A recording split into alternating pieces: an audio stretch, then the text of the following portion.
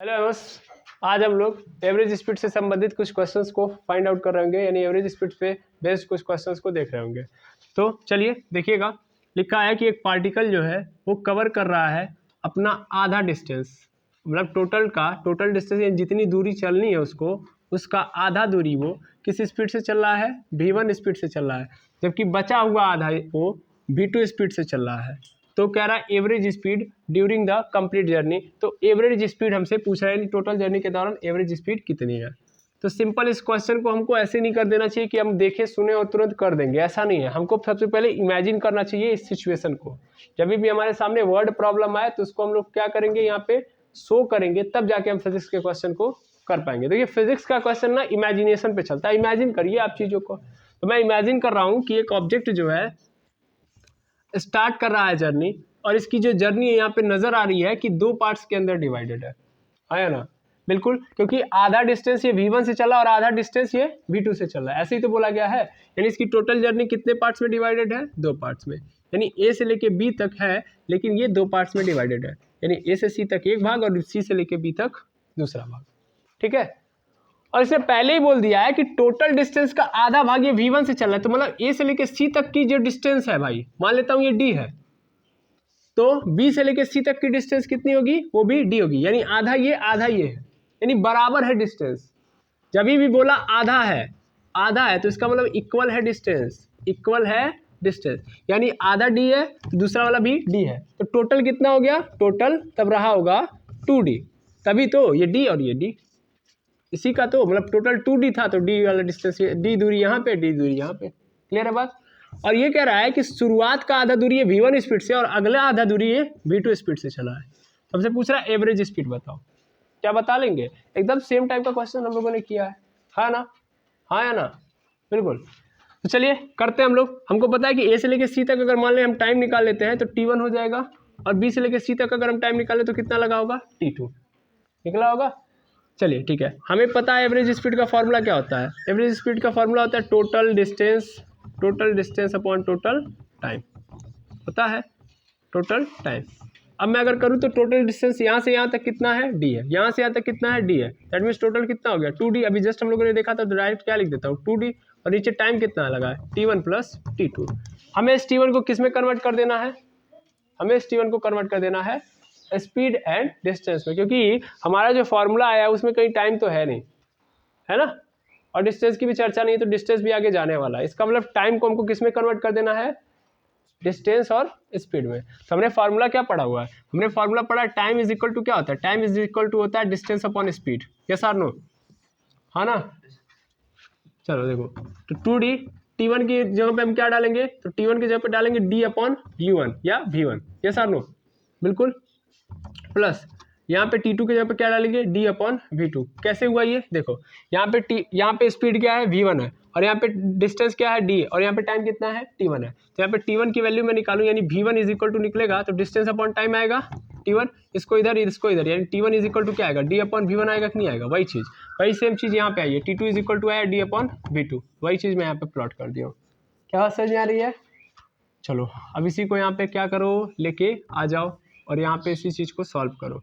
तो इसको सॉल्व करूंगा तो डी क्या हो जाएगा कॉमन, तो यहाँ पे 2d ऐसे है तो d बाहर हो जाएगा 1/v1 प्लस 1/v2, और यहाँ पे d से d कैंसिल, 2/v का v2 का मल्टीप्लाई 1 में, v1 का मल्टीप्लाई 1 में, तो यहाँ पे क्या हो जाएगा v2 प्लस v1, और नीचे एलसीएम के जगह पे इन दोनों का मल्टीप्लिकेशन, और ये कहाँ चला जाएगा ऊपर, तो आ जाएगा मेरे पास 2v1 into v2 upon v1 plus v2। सही तरीके से लिख दूँ, v2 को बाद में और v1 को पहले, तो मेरे पास यही आएगा कि नहीं आएगा, आ गया। और ये क्या है मेरा एवरेज स्पीड। तो एवरेज स्पीड इस जर्नी का क्या आएगा, टोटल जर्नी का 2v1 into v2 upon v1 plus v2। इस चारों में से देखो कौन सा ऑप्शन सही है, क्या ये वाला है, बिल्कुल नहीं। जब टाइम इक्वल होता है तब ये वाला फॉर्मूला लगता है, याद करिएगा। क्या ये वाला है, ये भी नहीं है, कौन सा है, ये रहा। यानी तीसरा वाला ऑप्शन क्या है मेरा, सही है। ठीक है, और आपको जान के आश्चर्य होगा कि ये जेईई मेंस में आया हुआ क्वेश्चन है। इसमें आया हुआ है जेईई मेंस में, ये क्वेश्चन पूछा गया है 2011 में, ठीक है ना। 2011 में ये क्वेश्चन पूछा गया, जबकि एक फार्मूला है ये 9th का। क्लियर है, हाँ या ना।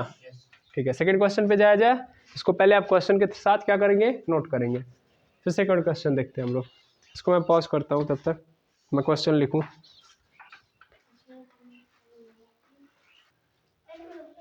चलिए ये सेकेंड क्वेश्चन है मेरे पास।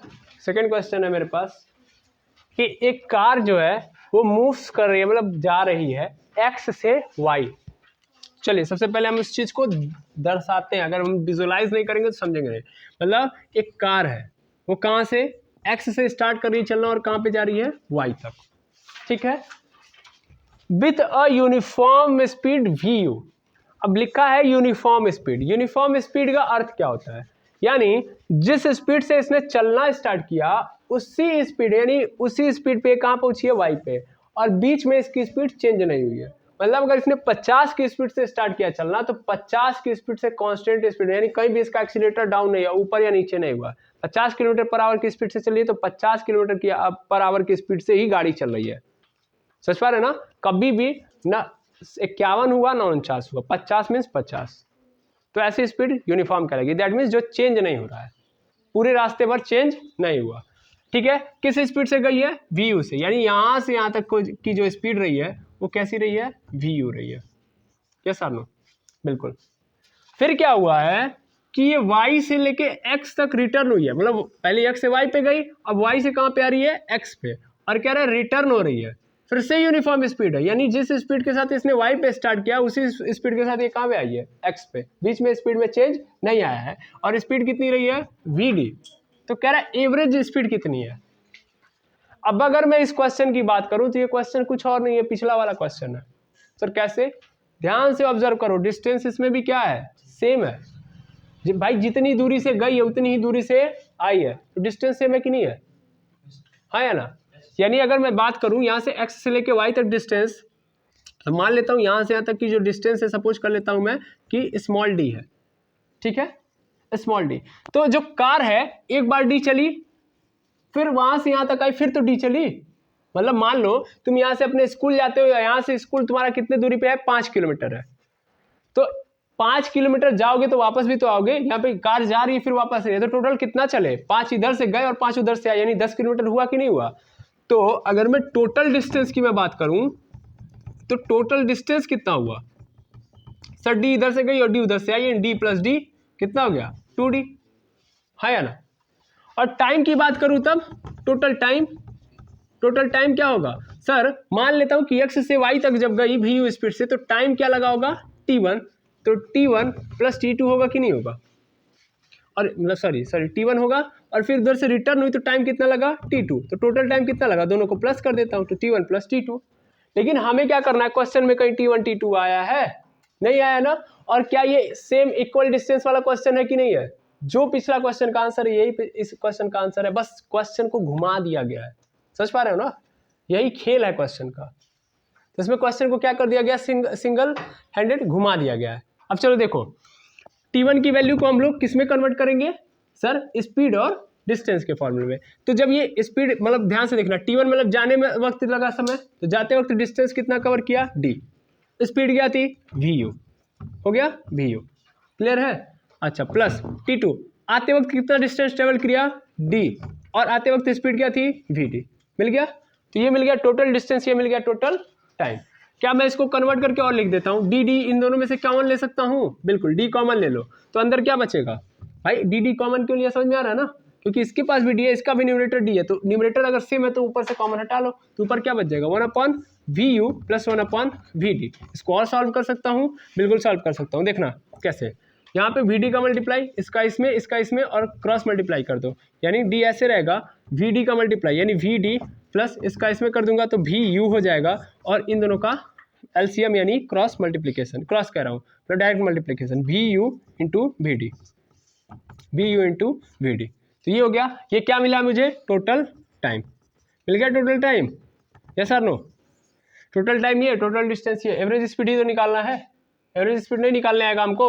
अब सर अब कुछ बचा ही नहीं क्वेश्चन में, अब मैं इस पूरी कहानी को बता दूं, पूरी पटकथा को हटा दूं, अब मैं यहाँ पे निकालूंगा एवरेज स्पीड। तो average speed is equal to total distance upon total time, total distance 2d, total time d upon d into vd plus vu upon पूरे के नीचे vu इंटू vd। हो गया, हाँ या ना। ये देखो, ये d से d कैंसिल हो गया कि नहीं हो गया, कैंसिल आउट हो गया, और ये वी डी कहाँ चला जाएगा ऊपर, क्योंकि ये किस में है न्यूमरेटर डिनोमिनेटर में, ऊपर जाके क्या बन जाएगा न्यूमरेटर, यानी एस एवरेज का फॉर्मूला क्या आ जाएगा V U into V D upon V U plus V D. तो सही तरीके से लिख दो तुम्हें, और यहाँ पे 2 से क्या रहेगा मल्टीप्लाई। तो कौन सा ऑप्शन सही है, चौथा वाला। क्या ये वही वाला ऑप्शन है कि नहीं जो पिछला वाला था। और सेम टू सेम ध्यान से देखो, ये क्यों सेम क्वेश्चन है, क्योंकि इसमें डिस्टेंस क्या था सेम था। जब स्पीड चेंज हो रही है टाइम चेंज हो रहा है बट डिस्टेंस क्या है सेम, तो आंसर ऑलवेज क्या रहेगा ये रहेगा। जब डिस्टेंस सेम रहेगा पूरी जर्नी में, यानी पूरी जर्नी को हम जितने भी पार्ट्स में डिवाइड कर रहे हैं हर पार्ट्स में डिस्टेंस क्या है सेम है, तो ऑलवेज एवरेज स्पीड क्या रहेगी यही रहेगी।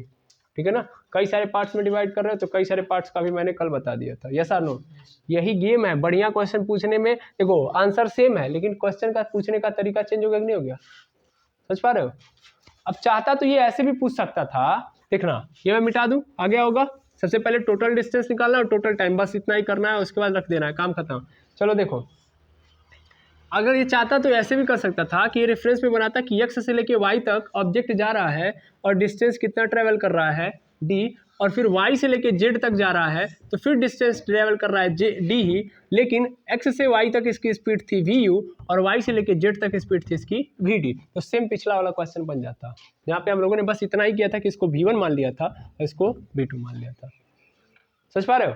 तो आप कैसा सोच सकते हो उस पर डिपेंड करता है क्वेश्चन। अगर ये कभी भी आपसे रिटर्निंग वाला क्वेश्चन बोल दिया कि एक ऑब्जेक्ट इतना दूरी चला फिर उतने में रिटर्न हो गया, तो हाल में समझ लेना कि डिस्टेंस क्या है यहाँ पे सेम है भाई, जितनी दूरी वो चला उतनी दूरी तो आया है। तो क्वेश्चन कैसा हो गया, ऐसा हो गया, ये वाला आंसर होगा। यस और नो, समझ में आ गया, इज दैट क्लियर, हाँ या ना। इस क्वेश्चन को भी आप क्या करिए नोट डाउन करके खुद करने का प्रयास करिए, पॉज करिए तब तक।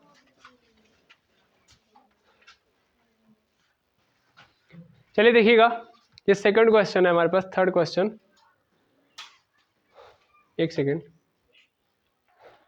देखिएगा, तो लिखा है कि car moves a distance of 200 metre, यानी एक कार है जो 200 मीटर की दूरी को तय कर रही है और पहला आधा मतलब उस 200 मीटर का आधा दूरी जो है ये 40 किलोमीटर पर आवर की स्पीड से तय करती है, जबकि दूसरा आधा मतलब भाग, दूसरी दूरी यानी दूसरी आधी भाग मतलब आधा दूरी जो है वो 20 स्पीड से चल रही है। मतलब 200 मीटर टोटल डिस्टेंस इसको कवर करना है, ध्यान से देखना है। तो ए से लेके मान लेता हूँ बी तक है, और ए से लेके बी तक टोटल डिस्टेंस कितना है 200 मीटर है। पहले हमको सबसे पहले कंडीशंस को पकड़ना पड़ेगा तब जाके होगा क्वेश्चन। ये ए बी यहाँ से लेके यहाँ तक 200 मीटर है, इसका आधा भाग मतलब 200 है तो इसका आधा कितना हो जाएगा 100 मीटर, यानी ए से लेके सी तक 100 मीटर, और बी से लेके सी भी कितना हो गया 100 मीटर हो गया। तो आधा भाग यानी 100 मीटर इधर और 100 मीटर इधर। तो शुरुआत का जो 100 मीटर है वो कितने स्पीड से चल रही है 40 किलोमीटर पर आवर की स्पीड से चल रही है, जबकि आगे का जो 100 मीटर है वो भी किलोमीटर पर आवर की स्पीड से चल रही है, भी किलोमीटर पर आवर की स्पीड से चल रही है, यानी दिया नहीं है हमको, अननोन है। और कह रहा है कि टोटल जर्नी में जो उसकी एवरेज स्पीड हो रही है वो कितनी हो रही है 48 किलोमीटर पर आवर हो रही है, यानी हमको एवरेज का स्पीड यस एवीजी का वैल्यू दे दिया गया 40 किलोमीटर पर आवर।